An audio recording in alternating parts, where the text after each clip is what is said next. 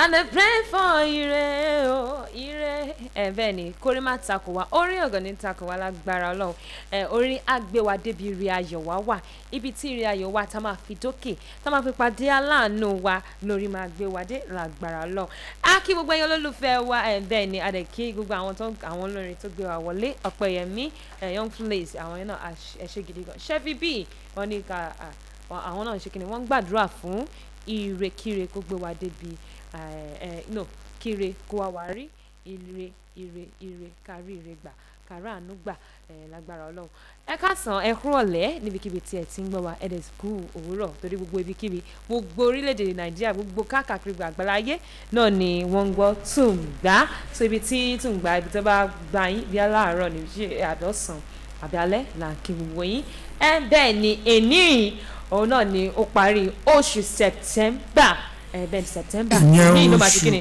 ló máa kárí bọ́dí ẹ̀ tó máa kárí ẹ̀ lọ sí oṣù tuntun tó máa wọlé kàn wá oṣù tuntun yẹn tó jẹ́ October bẹ́ẹ̀ ni oṣù tuntun tá à ń wò yìí tá a ti kọlẹ̀kùn yìí tó tẹ̀ ti wà lẹ́nu ọ̀nà láti wọlé yìí ayọ̀ ire àlàáfíà ìdùnnú oríire ìgbéga ìbùkún owó ló máa mú wá fún wa lágbára Ọlọ́run. Àmín o. Kí ló ṣẹlẹ̀ gangan náà kí ló ṣẹlẹ̀ lẹ́tọ̀ yìí náà nìyẹn kí ló ṣẹlẹ̀ what's up orúkọ tèmi nǹkan tó ń ṣẹlẹ̀ báyìí ni pé ẹni à ń retí ò tí dé òfófó.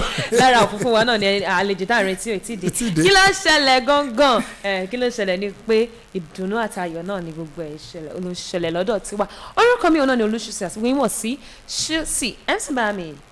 Alright, ẹ̀yin tẹ́ ń gbọ́ wa nírọ̀lẹ́ tòní lórí ìkànnì Tùǹgbá 100.9 FM à ń kí yín pé ẹ kú dédé àsìkò yìí ní gbogbo ibikíbi tẹ́ ẹ ti ń gbọ́ wa mo ní iṣẹ́ ń gbádùn iṣẹ́ ń gbádùn Tùǹgbá bó ṣe gbogbo ẹ̀ṣọ́ ń Tùǹgbá lọ́dọ̀ yín níbẹ̀ bí tọ̀dọ̀ yín ò bá Tùǹgbá ẹ wò ẹ tún ẹ̀ sí 100.9 FM kí gbogbo ẹ̀ kó máa ṣe kí ni kó máa Tùǹgbá kó bẹ̀rẹ̀ sí ní Tùǹgbá kí ló ń ṣẹlẹ̀ lẹ́tọ̀ nírọ̀lẹ́ tòní lórí ìkànnì alálùbáríkà ìkànnì ẹ̀fíìsì tá a wà yìí ìyẹn ẹ̀fíìsì gangan ẹ̀fíìsì station tá a bá sọ̀rọ̀ nípa ìròyìn tá a sọ̀rọ̀ nípa àríyá tá a sọ̀rọ̀ nípa eré ìdárayá àti àṣà Tùǹgbá ní gbogbo ẹ̀ fi kalẹ̀ sí ẹ jẹ́ ká ṣe kí ni ká gbìyànjú ká yí sórí 100.9 FM ó ti ṣẹlẹ̀ náà nìyẹn Peter Bámidélé ni mò ń jẹ́ tẹ̀mọ̀ sí MC Bami ẹ jẹ́ ká ṣe kí ni ká gbìyànjú láti gbádùn ètò yìí.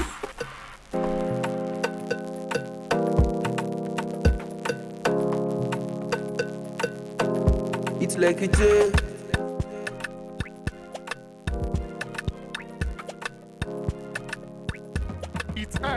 Somebody pray for me, myself and my family.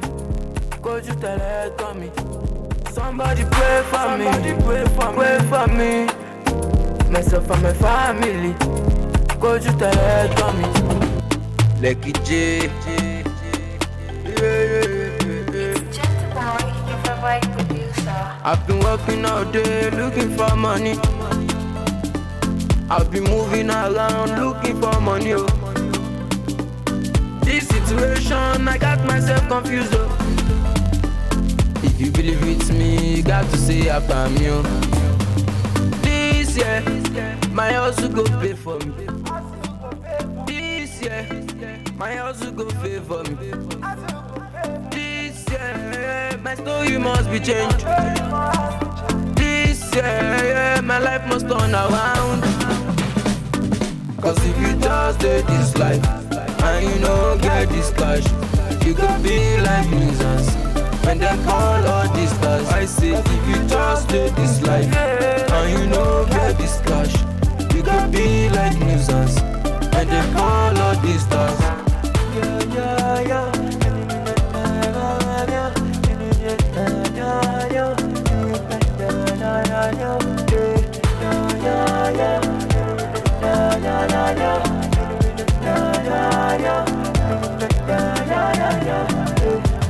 Life not to do recognize me squants. Not only for people who don't make them. I just wanna be part of them. I don't wanna be a living dead. Oh, give me change them for me, let me masoon, So you go day easy this year. Lord of mercy, bless my hustle. I've been working all day looking for money. I've been moving around. Yes, I've been working all day looking for money. Owó ni kókó, owó akókó wa rí ajé àfilé wa ṣe bùgbé. Bẹ́ẹ̀ni. Ẹ̀mẹ́ni Tungba FM náà rí tẹ́sí ń gbádùn wa dáadáa, tẹ́sí ń gbádùn gbogbo screen yẹn gangan ni. Screen. Bẹ́ẹ̀ni kí ló ṣẹlẹ̀ gangan ẹ sọ pé kí ló ṣẹlẹ̀ ó pín sí abala méjì ọ̀tọ̀ọ̀tọ̀ abala kínní ó náà ní abala celebrity gist ẹ̀sìn máa láǹfààní láti máa wò fún yín àti máa wò fún yín ó tẹ̀sí pọ̀ jù in fact gbogbo tó ṣẹlẹ̀ láàrin àwọn gbajúgbajà òṣèré bó jẹ́ takasúfin àti bẹ́ẹ̀ bẹ́ẹ̀ lọ tí wọ́n jẹ́ ìlúmọ̀ọ́ká tí wọ́n láàmì láàka dáadáa lórílẹ̀‐èdè Nàìjíríà abala yìí láti máa mú wá fún yín adẹ́rìnpòṣónú ńkọ́ adẹ́rìnpòṣónú gbogbo wọn pátápátá tí wọ́n sọ pé tí wọ́n láàmì láàka bẹ́ẹ̀ni abala kẹjọ ní celebrity profile ibi àti máa láǹfààní láti mú àwọn gbajúgbajà tí bá fẹ́ mọ̀ wọ́n dáadáa lábala yìí náà àti máa mú àwọn àlejò wọlé sórí ètò ṣùgbọ́n àṣírí tí àlejò wa bẹ́ẹ̀ ní tábà wà lálejò ẹ̀tì pé tó bá ti di parí oṣù kẹ́lẹ̀ fi mọ̀ pé oṣù ti parí o náà máa ń ṣe ojú òpó lẹ̀ fẹ́yìn olólùfẹ́ wa láti pè wọlé sórí ètò kí ló ṣẹlẹ̀ gangan kí ló ṣẹlẹ̀ ẹ wo ó ṣì ń tẹ̀síwájú kí ló ṣẹlẹ̀ ṣì ń tẹ̀síwájú ṣùgbọ́n ní báyìí ṣe kásáré jù ni ẹ máa fàsìkò yìí kí gbajúgbajà adẹ́rìn-pòṣónú ẹ̀yẹ Kenny Black ó ṣọjọ́ bí lónìí kódà òun àti ìkejì ẹ̀ báyìí lọ́jọ́ dúró ìkejì ẹ̀ ní Táíwò yẹn lóbìnrin òun lọkùnrin òun jẹ́ Táíwò Black ẹ̀yẹ wá jẹ́ ìyẹn ọ̀tẹ̀ wá Black o Kenny Black èèyàn ò fi bẹ́ẹ̀ chocolate ni Kenny wa Black ẹ mọ̀ pé ẹni tó bá ṣàmà Kenny Black tí mo sọ yẹn ẹ pé tó bá ti tó máa mú àwọn oríṣiríṣi orin hip hop pọ̀ àti gbogbo ẹ̀ pọ̀ táwa sọ di bíi acting comedy Kenny Black happy birthday to you long life and prosperity ṣùgbọ́n ká tó tẹ̀síwájú ẹ jẹ́ ká tún ṣe kí ni ká tó fẹsẹ̀ lọ́ra jó díẹ̀ torí pé let's talk more music ni ètò yìí wà fún. káàdì màmá mi ò lákẹ́jẹ́ ẹ̀yìn èdè àdúgbò ẹ̀mẹ́nu kúrò lọ́rọ̀ mi no ọ̀tá ò lè borí mi ọ̀tá ò lè borí mi mo ti fèṣù sílẹ̀ mo lè ti bolúwa dúró ọ̀tá ò lè borí mi ogun ayé kan kò lè borí ọkàn mi ìmọ̀ ọ̀tá kan kò lè borí ọkàn mi nítorí ànẹ́tì tọ́lọ́run fi pè mí ó lágbára gan mo ti fèṣù sílẹ̀ mo dẹ̀ ti bolúwa dúró ọ̀tá ò lè borí mi no ọ̀tá ò lè borí mi ọ̀tá ò lè borí mi mo ti fèṣù sílẹ̀ mo dẹ̀ ti bolúwa dúró ọ̀tá ò lè borí mi bó bá ṣe fẹ́ràn lọ́lọ́run mi tó ìmọ̀lẹ̀ rẹ̀ o. Ọlákúnlé wẹ́ẹ̀dì. Tó bá ṣe báyìí lọ́jà mi ní jẹ́ kó gùn mi ó tàn. Tó bá ṣe pé wọ́n lọ́lọ́run mi tán ìmọ́lẹ̀ rẹ̀. Tó bá ṣe báyìí lọ́jà mi ní jẹ́ kó gùn mi ó tàn. Ayé o, a kì í fọwọ́ gbogbo ọjọ́ kọjọ́ máma yọ. A kì í fọwọ́ gbogbo òórùn máma yọ síta. Tó bá ṣe pé wọ́n lọ́lọ́run mi tán ìmọ́lẹ̀ rẹ̀. Tó bá ṣe báyìí lẹ́jà mi ní jẹ́ kó borí ó tàn káyé o. Ìlàjà pàṣẹ fọ́run pé kótó máa rọ́ o. Mo ṣe pàṣẹ fún kúkú pa òkú mi sí méjì. Ìlàjà pàṣẹ fọ́run pé kótó máa rọ́ o. Mo ṣe pàṣẹ fún kúkú pa òkú mi sí méjì. Tó bá ṣe pé wọ́n lọ́lọ́run mi tán ìmọ́lẹ̀ mi o. Tó bá ṣe báyìí lẹ́jà mi ní jẹ́ kó borí ó tàn káyé o. Mo lè rí ayọ̀ yìí ṣe, má jẹ́ káyé ṣe ṣú ọ̀sán mi mọ́ o. Bàbá. Mo lè rí rẹ̀ ṣe kankan, mo lè rí rẹ̀ ṣe lákòókò, mo lè rí rẹ̀ ṣe kankan, mo lè rí rẹ̀ ṣe lákòókò, ayé fẹ́ fẹ́ ní tí gbogbo ìdílé. Bẹ́ẹ̀ni ọ̀nì ọ̀tá kò lè borí mi bẹ́ẹ̀ni ọ̀tá kò lè borí iléeṣẹ́ rédíò Tungba 100.9 FM náà rí tẹ̀ ń gbọ́ wa lọ́wọ́lọ́wọ́ báyìí ọ̀tá kò lè borí ọ̀tá ò lè borí ọ̀làgbára ọlọ́ọ̀ àní ẹ̀ máa gbádùn wa dáadáa ní báyìí àwọn fúnfún yẹn ó ti wà ńlẹ̀ bíbá MC Bami àbíkísáré tuntun nínú bẹ́ẹ̀ ni ó máa ṣọwọ́ àwọn adẹ́rìn-pòṣónú wa comedian Ṣèyí Lọ tó wọ́n kí ọmọ wọn first daughter pé happy birthday to you long life and prosperity bẹ́ẹ̀ ni pé ọmọ gidi ni pé ó dẹ̀ deserve like kí wọ́n wish ẹ happy birthday ó deserve kí wọ́n celebrate happy birthday ẹ mọ̀ pé wọ́n máa sọ pé kọ́ ọmọ kó máa ṣe kó dẹ́gà mú orí ìyá àti bàbá kó wú bẹ́ẹ̀ ni òun náà ni ìdí tí adẹ́rìnpọ̀ṣọ́nù yẹn ṣe yìí lọ táwọn náà fi ń kí ọmọ wọn pé ó kú ayẹyẹ ọjọ́ ìbí ẹ̀mí rẹ̀ á ṣe ọ̀pọ̀ lágbára ọdún náà. eléyìí máa kẹ̀dẹ̀ ká màmá ṣùsì ìbéèrè pé kí ni tó bá ń gbọ́ gorímápá kí ló ṣẹlẹ̀ gorímápá ó mọ orun kan báyìí tó máa ń gẹ̀ tó máa ń pè ní skodo skodo tí wọ́n bá gẹ gorímápá àwọn ilé ìbò máa ń pè ní bad head bad head èèyàn fa kò ń ṣe kéèyàn parí nìkan ní bad head but eléyìí fa gbogbo orí ẹ̀ ta ló fa Tóyìn Àyímákù ó ní Tóyìn Abraham ó ní ẹ wo fún ẹ̀yin tí ẹ̀ ní wá wo múfù mi ní sinimá ó ní eléyìí títorí mo fi gẹnu yìí so that màá lè catch attention yìí lórí social media kódà nígbà tó gbé sórí Instagram ṣùsì wá wo kọ́mẹ̀ntì lóríṣiríṣi tó bá wo rí Tóyìn Àyímákù Tóyìn Abraham tó ṣe ń dán in fact ìyẹn wọ́n pè ní gorímápá tó bá gbọ́ the ghost and the kíni. and the tout. and the tout. ó ti jẹ́ ká máa polówó. entertainment word náà làwọn àbíbò ni. bẹ́ẹ̀ ni ká bá ṣe mọ̀ pé Tóyìn Abraham wọ́n jẹ́ pé ó jẹ́ lára àwọn gbajúgbajà òṣèrébìnrin tẹ́ pé wọ́n ṣe gudugudu méje yàyà mẹ́fà ní ìdíṣẹ́ òṣèré eré tíátà bẹ́ẹ̀ ni tó jẹ́ pé àwọn èèyàn náà wọ́n wish that wọ́n máa ń wò láwùkọ́ṣe pé this is my role model ó dáa kí wọ́n máa ṣe dáadáa kí wọ́n máa ṣe gidi torí pé àmúyẹ̀yàn ló ń wò ó alright ìfọ́fọ́ ilé tí mo mú wá yìí ó touch ìyẹn Nkechi Blessing gẹ́gẹ́ bá ṣe mọ̀ pé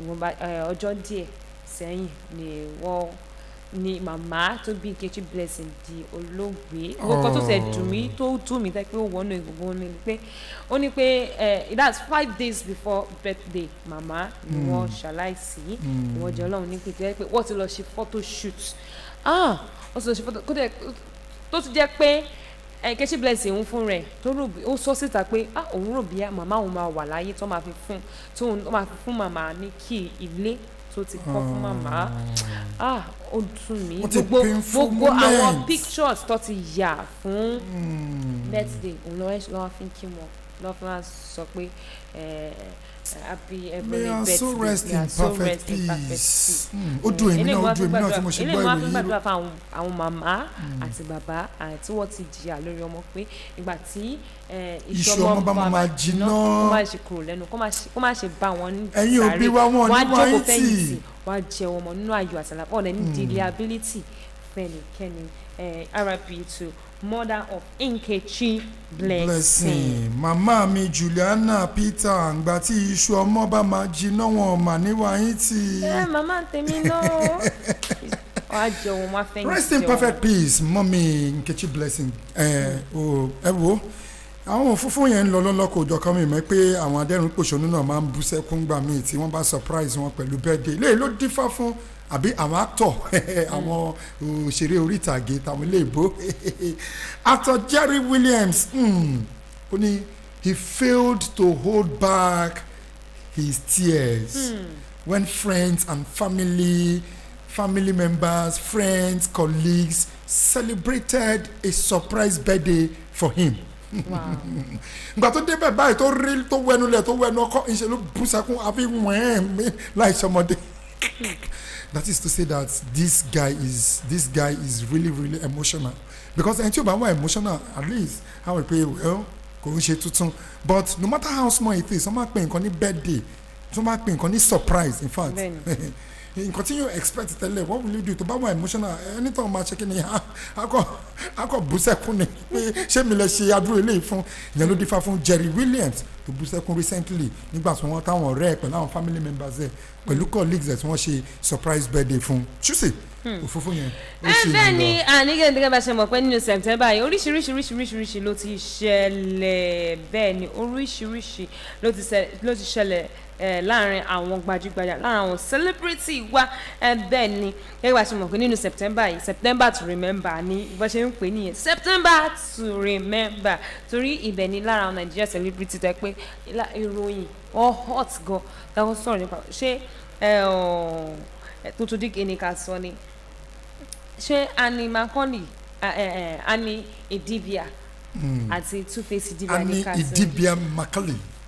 ṣé ìyẹn ni kí a sọ ni àti bẹ́ẹ̀ lọ Gẹ̀dọ́nì tó ń wọ̀n ní Kẹ́mi Olúnlọ́yọ̀ bẹ́ẹ̀ tó ti ṣètò pé lára wa gan àti kọ́gbọ́n nínú ṣé tuntun nípe pẹ̀lú ti ọkọ ẹ̀ ní ṣé ti Ìyábọ̀ Òjó pẹ̀lú ti Fúnkẹ́ Akíndélé ni bẹ́ẹ̀ lọ ló ti ṣẹlẹ̀ ṣé nápa ti láàrin Tẹríba àti Baby Mama tí Baby Mama jáde síta pé kò fẹ́ sanwó fún ni ti Ìyábọ̀ Òjó pẹ̀lú ti Fúnkẹ́ Akíndélé tí Ìyábọ̀ Òjó tó ti tábà Fúnkẹ́ Akíndélé pé Fúnkẹ́ Akíndélé ló fún blogger ní owó láti lè fi bá fíìmù Tóyìn Abraham jẹ ṣùgbọ́n Ọlọ́run gbogbo tẹ́ pé gbogbo ẹ̀ padà resolve náà ni gbogbo ẹ̀ náà ló padà resolve bẹ́ẹ̀ lọ olóòtú sọ pé September to remember kò dẹ̀ wá sọ pé akẹ́kọ̀ọ́ lóríṣiríṣi ṣé ti Zubi Michael àti Shizzy Alichi àwọn colleagues tẹ̀ ní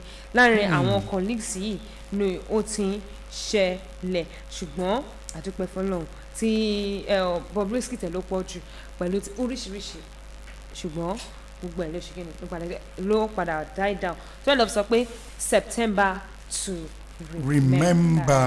Alright, ṣé kí n tún sáré jù ú lè gé kẹ̀kẹ́ tó lọ sókè lọ́hùn gẹ́gẹ́ bá ṣe mọ̀ ní BB Naija reality show lọ́wọ́ tó ń lọ lọ́wọ́lọ́wọ́ báyìí ẹ mọ̀ lára àwọn housemate ìyẹn Tega tó jẹ́ pé ó bọ́ síta tó ṣe àṣemáṣe pẹ̀lú Bumani house tó wá padà bọ́ síta àtọ́kọ̀ ẹ̀ padà reconcile pẹ̀lú ẹ̀ ní báyìí ọkọ Tega ti jáde síta ó ti sọ pé don't address me as Tega's husband don't address me as Tega's husband address me as my name CEO Ajibo eléwà hit síta torí àwọn míì wọ́n sọ pé gbà tí married woman ó wọ reality show ó ń ṣe àṣemáṣe pẹ̀lú ọkùnrin míì nígbà tó bọ́ síta àwọn èèyàn sọ̀rọ̀ sí gan pé ìwà burúkú ló ṣe tóun náà ti bọ́ síta tóun náà ti bẹ̀bẹ̀ pé àì má bínú o pé nǹkan tóun ṣe yìí òun ò fẹ́ kí àwọn married woman míì o kó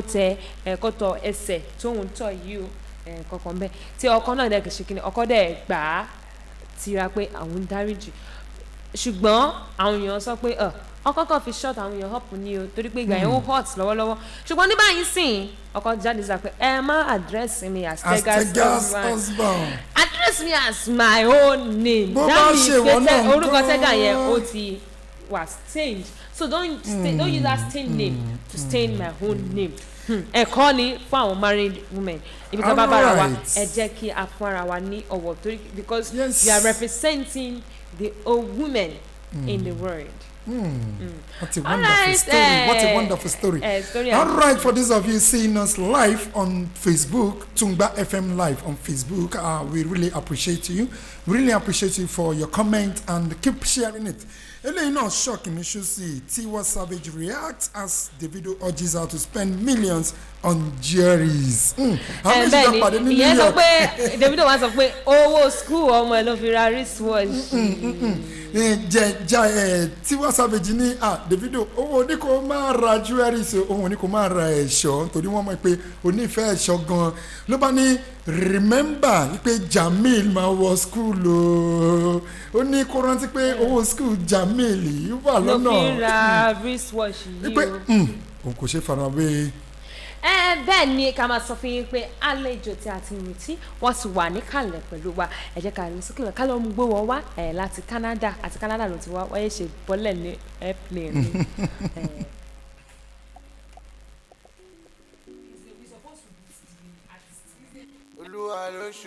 Extraordinary Super T.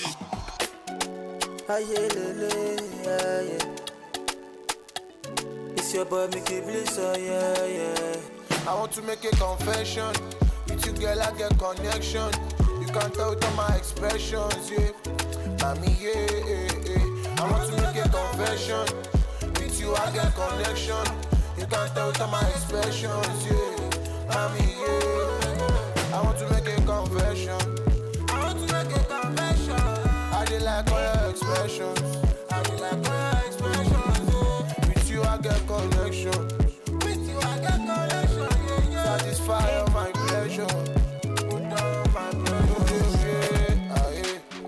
be calling every day, yeah. I be waiting for you daily, girl.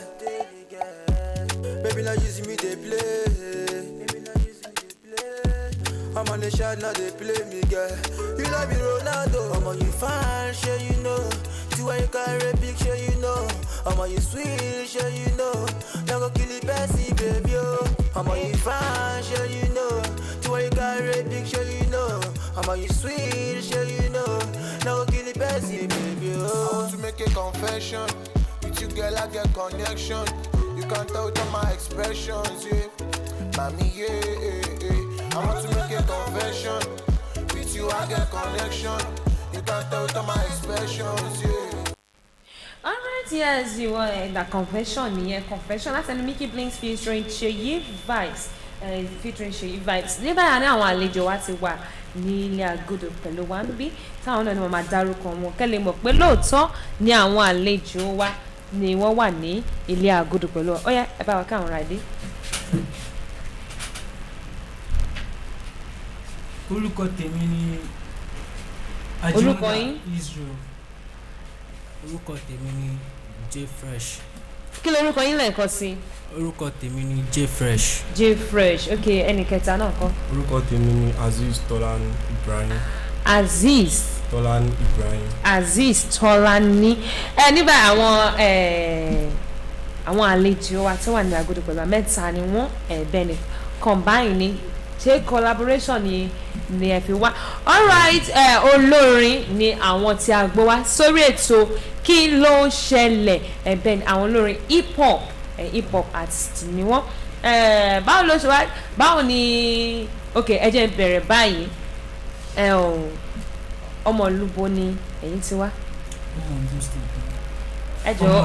Ọmọ Ondo State orúkọ yín lẹ́ẹ̀kan sí kọ́ lè mọ̀ pé Ajimola Israel.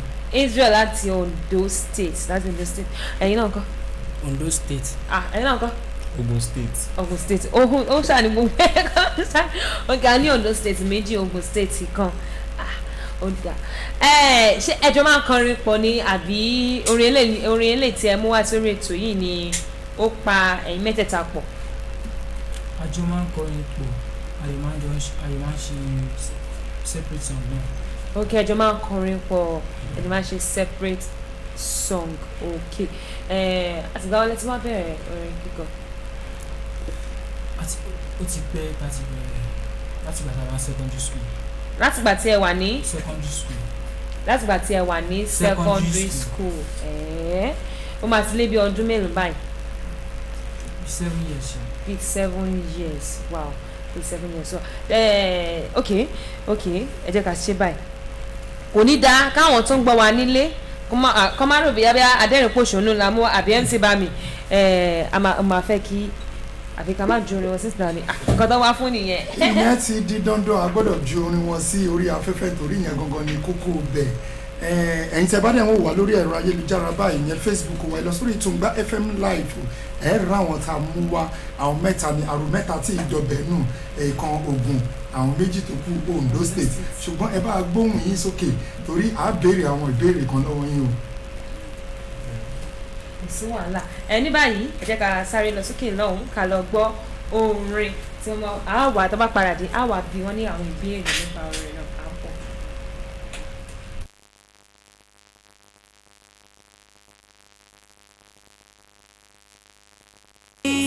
So struggle kill and you as this matter just the be you better use where the bottom because this life not too straight oh even pastor don't they take them many formats where I don't read many sites where me I don't bump pẹ̀lú gbogbo wàhálà o tún sówó láti ra dọ́lọ̀ many sites where me I don't bump many formats where I don't read pẹ̀lú gbogbo wàhálà o tún sówó láti ra dọ́lọ̀ time no wait o time dey go low time no wait o if we don't have one flight time dey go low time no wait o time dey go low time no wait o if we don't have one flight time dey go low time no wait o time dey go low time no wait o been working on night and all day. No sleeping, grinding every day. Kori bá mi ṣe láyé mi o. Kí n dolówó láyé mi o. Everybody hustle for the paper. Kori bá wa ṣe kárọ̀ náà lọ. No play for the boy o. Everybody is struggling, you know. Ajé wá wọlé mi o. Ire wá wọlé mi o. Ó wá filé mi ṣe bùgbé. Kémi náà lè rọ́nà lọ. Bàbá mi ṣe o. Can't wait for nobody o. Can't wait for no man o. Everybody dey on your own o. Kori bá mi ṣe láyé mi o. Make I dey on my own o. Kémi náà dolówó láyé o. Ẹlẹ́dàá máa lọ sùn. Can't wait for no man. Can't wait for nobody o. Can't wait for nobody o. Kori bá mi ṣe kí rọ́nà lọ. Time no wait o. Mo fẹ́ kọ́lé. Time dey go low. Èmi ló kọ́ o. Time no wait o. Even though na one fight. Time dey go low. I like she know, so now money be fine, boy. Also for the money, so that you go rise up. First you made that see, don't be that boy. I think, don't be good boy. Live yourself, my brother. Live yourself, my sister. You already know it's your boy Music Green. All I pray for is good thing, yeah. Time no wait, oh. Time no wait, oh. Mo fẹ́ kọ́lé. Time dey go low. Èmi lọ́kàn o. Time dey go low. Mo fẹ́ ṣoríire. Alright, Benny, time no dey wait for anybody. Àti ṣoríire yìí náà ni. Benny, kàṣà àti ṣoríire. Man must make am now. Na the most important thing in that. Anything wey you dey do, you got to put more effort because hustle must pay. I mean, he must not pay. Tó fi lè máa wà àrùn mẹ́ta Tí kì í dọ́bẹ̀ nù. tí kì í dọ̀bẹ̀ nù tó wọ́n pò pọ̀ tó wá di time no dey no time to check time abi Time to it is time to make abi báwo lè kọ́. Time no dey. time no dey. Okay, àkórí orin yìí òun náà ni time no. Okay, it's time. It's time. Title orin yìí, it's time. It's time. Okay. Orin yìí fáwọn tó ń gbọ́ tó gbádùn ẹ̀ dáadáa níbo ni wọ́n ti lè rí? Wọ́n lè download ẹ̀ láti Audiomack. Láti okay, orí Audiomack nìkan ló wà báyìí àbí? tí n bá máa béèrè ìbéèrè lọ́wọ́ yín àwọn tó bá fẹ́ search ẹ̀ ṣé orúkọ nǹkan náà lẹ́yìn mẹ́tẹ̀ẹ̀ta jọ ń jẹ́ ni kí ni stage name yín because ìyẹn gbọ́ngàn làwọn yẹn máa fi trace orin lórí Audiomack. Tó bá ti search Music Green. Music Green ṣẹ́yìn mẹ́tẹ̀ẹ̀ta ni Music Green. No, èèyàn kan ló ń jẹ́ bẹ́ẹ̀. Ó máa wá gbé wá. Ó máa gbé gbogbo ẹ̀. Okay, expel Music Green yẹn. MEZEGRIN. MEZEGRIN. Okay. Tó máa ń pè yín fún show ẹjọ́ máa ń lọ náà ni àbí ńgbà mi tó bá jẹ́ lọ́tọ̀ọ̀tọ̀. At times. ẹ bá gbóhùn sókè. At times ọ̀tọ̀ọ̀tọ̀ ni àti wípé àfi bẹ́ẹ̀ lọ ṣùgbọ́n yẹn náà nítorí ọkùnrin àti àjẹ́. Okay, ọkùnrin àti ẹjọ́ àwọn tó ń gbọ́ wa lọ́wọ́ báyìí tẹ́ bá ní show ẹjọ́ mo fẹ́ kẹ́ pé àwọn àlejò wá ń sọ máa ju nọ́mbà wọn síta láti wọ́n lè máa lọ lára àwọn kan náà tó máa fi push orin yìí òun náà nìyẹn àwọn náà máa fi máa ní owó tó wà ní máa ṣe illegal work. inú mi tiẹ̀ máa ń dùn tí bá rí àwọn young guys àwọn young lads tí wọ́n gbìyànjú tí wọ́n tiraka láti make it ní industry because ẹlòmíín wà tó yẹ pé wọ́n rí nǹkan ṣe wọ́n lọ ń ṣe nǹkan míì tí Ọlọ́run ò nífẹ̀ẹ́ sí ṣùgbọ́n eléyìí kò sẹ́ni tó tiẹ̀ máa gbọ́ orin tí àwọn ọmọ àwọn àrò mẹ́ta tí ìdọ̀bẹ̀nù yìí tí wọ́n kọ tí ò nínú èèyàn gbọ́dọ̀ kọ sára fún yín kò ń ṣe nǹkan tó easy and wọ́n sọ̀rọ̀ nípa hustle. Mi mọ̀ bóyá ẹni àwọn kan mi ti fẹ́ káwọn èèyàn mọ̀ bóyá apart from orin kíkọ iṣẹ́ ní any other thing tẹ́ ń ṣe. Bẹ́ẹ̀ni, èmi tí dips mo máa ń gẹrun náà fún àwọn èèyàn. Okay, àwọn tó máa ń gẹrun. Bàbá. Alright, ẹ̀yin náà kọ́. Mi máa ń kun ilé. Ẹ̀yin máa ń kunlé. Okay, ẹ̀yin náà kọ́. Táyìlá lè mi o. Ó pa worry o. All right, no, I love this combination. That's what I love this ẹ combination. wo màá fẹ́ káwọn èèyàn kó bá wọn sọ̀rọ̀ ẹ lè pè sórí 08113051009 08113051009 tàbí 08056131009 mi ò bí ẹ máa ní àdúrà tó fẹ́ bá wa ṣàdúrà fáwọn olórin tí wọ́n wá olórin ni wọ́n wọ̀ dẹ̀ tún depend lórí orin nìkan ìkan ní wọ́n máa ń gẹrun ìkan ní wọn painter ni wọ́n ìkan ní wọn tyler ni wọ́n bẹ́ẹ̀ ni màá fẹ́ kí wọ́n àbí iṣẹ́ náà ní gbogbo ẹ̀pọ̀ ni wọ́n ṣe hello ìyẹn ti lọ tẹ bá láǹfààní láti fi wá ẹ ṣì lè gbé wá wọlé alright ṣe ní orin àbí ẹ lè ṣe freestyle fún wa kí time kó tún lọ. alright ẹ ṣe freestyle fún wa. ìṣẹ́ṣẹ́ ni ó yẹ ká máa rọ́jú ebi ń pa ni kò ní ká kánjú ohun tó lè bọ̀ wá dẹ̀rọ̀ o tálákà sì máa dọ̀lọ́rọ̀ o. alright hello. ẹ mọ̀ pé ètò ọlọ́run ló ń tó ẹ kú ètò ọlọ́run ló ń tó mọ̀. orúkọ tèmi ní arábìnrin fúlàní o. màmá mi kò ní bàjẹ́ fún yín. ẹ kú ètò ọlọ́run ní bàtò ìgbà jẹ́ o. àmín mà. ẹ̀yin ọmọ mi méjì ẹ̀ta yẹn mo kí yín o. ẹ ṣe máa ẹ fi àlùbáríkà tó pọ̀. àmín mà. iṣẹ́ bẹ́ẹ̀ ṣe ní ká ẹ kọjú bá ìjọba ọ̀fẹ́ ní iye bá kìí kẹgbẹ́ o. bẹ́ẹ̀ mà. oríyá yóò yẹ padà dẹ̀ yín yín o. àmín. ẹ jẹ́ wọn dé tòbò. alright ẹ ṣe gan ni mà ẹ ṣe gan ni mà ó tiẹ̀ mo tiẹ̀ like kó dáa ní ọba lọ school kó ní talent kó tún ní ẹ jẹ́ kí tí wọ́n béèrè ìbéèrè kan lọ́wọ́ yín ṣé ẹ tún ẹ ní lọ́kàn pé ẹ sì fẹ́ further more lórí education yín. hello. hello. kí lorúkọ yín mà láti bulletin pé. mo ń gbádùn àwọn ọmọ yẹn o. kí lorúkọ yín. orúkọ mi ní Mrs. Alade Mama Ọlá. ẹ bá wa ṣàdúrà fún wọn. ṣàdúrà fún Ọlọ́run agbára lọ́wọ́ wọn sókè. àmín. wọ́n má kẹ̀gbẹ́kẹ́gbẹ́ o. wọ́n má sì sàrí àṣàjù. gbogbo ibi tí wọ́n fẹ́ di Ọlọ́run á jẹ́ ká síbẹ̀ lágbà. àmín. àtìlẹ́yìn ànábì. àmín. alright máa fẹ́ káwọn èèyàn kí wọ́n pè yín sórí nọ́mbà yín pé wọ́n kọrin wọ́n kọrin dáadáa bí aṣọ lẹ́ni ni ẹlẹ́fẹ́ káwọn èèyàn máa pè yín fún ṣò bójá bábí irun tẹ́ ń gẹ̀ ni àbí painting àbí tyler gbogbo ẹ̀pọ̀ ó yá nọ́mbà yín.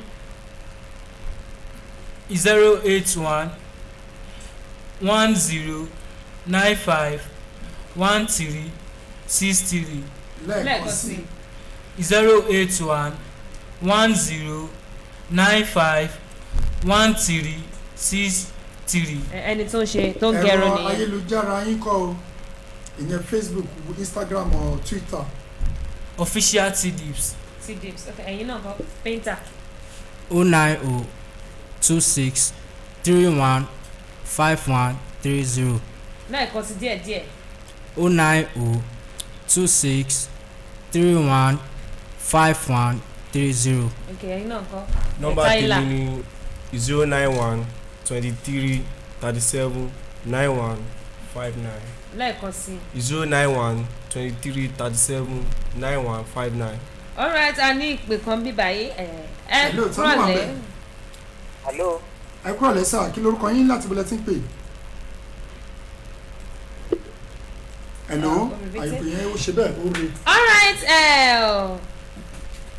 orin it's time láti ẹnu àwọn olórin wa náà lẹ ti gbọ́ yẹn àwọn náà ti ṣe bóyá kọ́ ṣiṣẹ́ wọ́n ti wá sórí ètò kí ló ṣẹlẹ̀ láti gbé wọn ga láti mọ̀ pé àwọn náà olórin ni wọ́n kìí ṣe talent yẹn nìkan wọ́n tún ní iṣẹ́ ọwọ́ vocational skill àwọn olóyìnbó ń pè é bẹ́ẹ̀ ni wọ́n tún lọ sí ilé ìwé kẹ́lẹ́kùn mọ̀ pé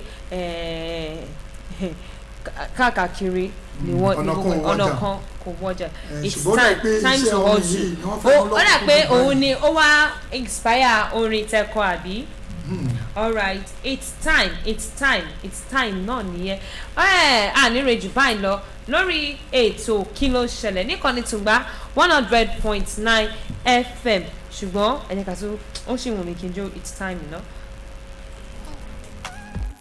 Committed to struggle kill and you as this matter just dey be you better use where bottom because this life not.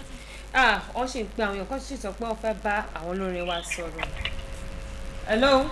Orin mi ti. Alright, máa fẹ́ kí ẹ dágbére fáwọn èèyàn pé ẹ ti ń lọ o. Ẹ ṣé o gbogbo ẹ̀yin tẹ́ ń gbọ́ wa, ẹ̀yin tẹ́ ṣàdúrà fún wa, ilé yín àtọ̀nà yóò ní bàjẹ́ ọ̀ lágbára Ọlọ́run. A lè dúpẹ́ lọ́wọ́ Tùngbà FM náà. Hello? Ọlọ́run ní tí ó bàbá mi. Ẹ kú jẹ́lu o. Àwọn ni ẹ sà, wọ́n ní mi kiri kọ́ọ̀dì. Mo kí ẹ pé ètò orúkọ ní Babátúndé Bátúndé Amúnidára. Mo kí àwọn mẹ́tẹ̀ẹ̀ta bẹ́ẹ̀ gbé wá yẹn. Jẹ́rí inú mi ti ẹ̀dùn pé mo kó wọn. Jẹ́rí jẹ́lẹ̀ jẹ́ ẹ̀kọ́ fún gbogbo àwọn tí wọ́n wà lé. Lápẹ́ téèyàn bá níṣẹ́ ọwọ́, iye òní kéèyàn má tún tẹ̀síwájú. Jẹ́lẹ̀ náà fi ìmọ̀ràn mo fẹ́ kọ́ gba àwọn yúùtù tó wà lé. Lọ́dà táwọn náà lè tara because àwọn kan náà ń wò. Àti pé mo fẹ́ fi wọ́n lè ta ní àwòkọ́ṣe wọn tí wọ́n wò látíwájú pé àwọn náà fẹ́ dà báyìí sí ẹni báyìí lọ́jọ́ wà. Ẹ ṣeun gan-an òun náà lẹ ti gbọ́ wọ́n ti ní pé ta ni ẹ̀ ń wò. Ta ni mẹ́ńtọ̀ yín? Èmi ń tèmi tí dips mẹ́ńtọ̀ mi ni Ọlámídé. Ọlámídé ẹ̀yin náà kọ́. Ọlámídé ọ̀sán. ẹ̀yin náà kọ́. Wizkid. Tẹ bá dẹ̀ mọ gbogbo àwọn tí wọ́n dárúkọ yìí àwọn tí wọ́n lámìlaka dáadáa nídìí iṣẹ́ orin kíkọ yìí iṣẹ́ wọn bá wọn tẹ̀lé ṣe ẹ ti ó dá yín lójú dáadáa ẹ ń gba iṣẹ́ thank you so much alright nọ́mbà yín lẹ́ẹ̀kan sí káwọn èèyàn láti lè bá fi pè yín. 081 10 95 13 63 081 10 95 31 63 090 26 31 51 30 090 26 31 51 30 091 23 37 91 59. alright ẹ ṣe gbogbo ẹ̀yin olólùfẹ́ wa tí ẹ̀ ń gbọ́ wa ní ilé anúrẹ́jù báyìí lọ ní orí ètò kí ló ṣẹlẹ̀ ní kọ́ni Tùngbà 100.9 FM fẹ́yìn tẹ fẹ́ polówó ọjà yín àbẹ́jẹ́ common artist àbí young artist all around náà ni a wà fún yín ẹ wá sí ilé iṣẹ́ wa ní Tùngbà close ọ̀nà fọ́kọ́ estate off Ìṣàgámù road Ìta Olúwo Ìkòròdú ẹ lè pè wá sí 08077 4837 01 orúkọ tèmi ọ̀nà ni Olúṣùsì àti wọ́n mọ̀ sí ṣùsì ẹ lè pè mí sórí 081 83 75 2266 MC Bami. alright gẹ́gẹ́ bí nǹkan tí ẹnìkejì mi sọ ó wo ní ká jẹran pẹ́ lẹ́nu ṣùgbọ́n òǹfà ọ̀nà fún òun ni ò jẹ́ anírúdú báyìí lọ tó bá tún di ọjọ́ mẹ́jọ ẹ̀ tún ní àǹfààní láti gbọ́ ètò kí ló ń ṣẹlẹ̀ lórí ìkànnì táwọn wà ìkànnì alálùbáríkà Tùngbà 100.9 FM Peter Bámidélé lèmi ń jẹ́ tẹ́mọ̀ sí MC Bami ẹ wo ẹ jẹ́ ká gbìyànjú láti máa gbádùn ètò wa lórí ìkànnì táwọn wà yìí bẹ́ẹ̀ bá fẹ́ kàn sí mi 08078519304 08078519304 ó di ọjọ́ mẹ́jọ